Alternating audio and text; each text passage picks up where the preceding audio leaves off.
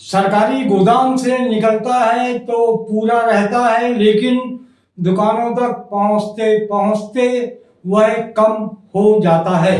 दोस्तों, आप देख रहे हैं विजन मीडिया न्यूज ग्रुप का एबीके न्यूज यूट्यूब चैनल, और मैं राम कैथवास हमेशा की तरह एक बार फिर से आप सभी का बहुत बहुत स्वागत करता हूं।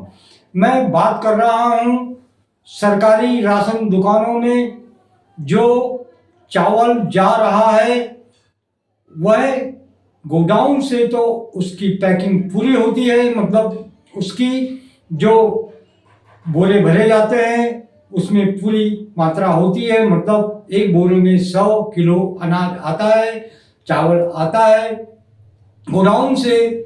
यह पूरी तरह 100 किलो के वजन के साथ निकलता है, लेकिन दुकान तक, कंट्रोल तक, सरकारी राशन की दुकान तक पहुंचते पहुंचते इसमें से 5 से 7 किलो अनाज, राशन, चावल कम हो जाता है। अब सवाल यह उठता है कि बीच रास्ते में चूहे तो मिलते नहीं, मतलब जो ट्रांसपोर्ट के ट्रक से यह चावल आ रहा है, उसमें क्या चूहे रहते हैं? चूहे रास्ते में चावल को खा जाते हैं और बोरे में 5 से 7 किलो चावल कम हो जाता है।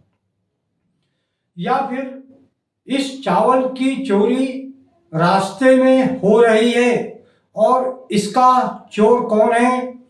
चोर सरकारी है या फिर राशन की तस्करी में लगे लोग ट्रांसपोर्टरों को साध कर, उनके साथ मिली भगत कर बीच रास्ते में ही एक बोरे से 5 से 7 किलो चावल निकालकर फिर से उसकी रीपैकिंग कर देते हैं, मतलब उसे सिल दिया जाता है। राशन की दुकानों में पहुंच एक बोरे में मतलब 100 क्विंटल, और उसमें 7 किलो से 5 किलो अनाज, चावल कम निकला।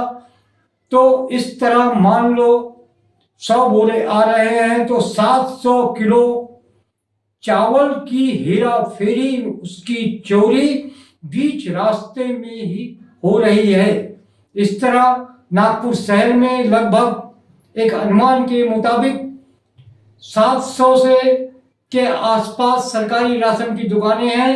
तो क्या लाखों का माल, लाखों का राशन बीच रास्ते में ही चोरी हो रहा है, और राशन दुकानदारों को यह अनाज कम मिल रहा है, तो उसकी भरपाई क्या शहर का अन्न आपूर्ति विभाग के जो अधिकारी हैं वह करेंगे?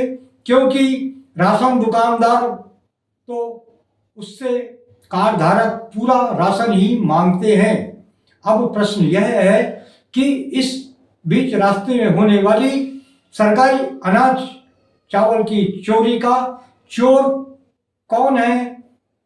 इसका पता अन्न आपूर्ति विभाग लगाएगा, या फिर यूं ही बीच रास्ते में सरकारी चावल की चोरी होती रहेगी?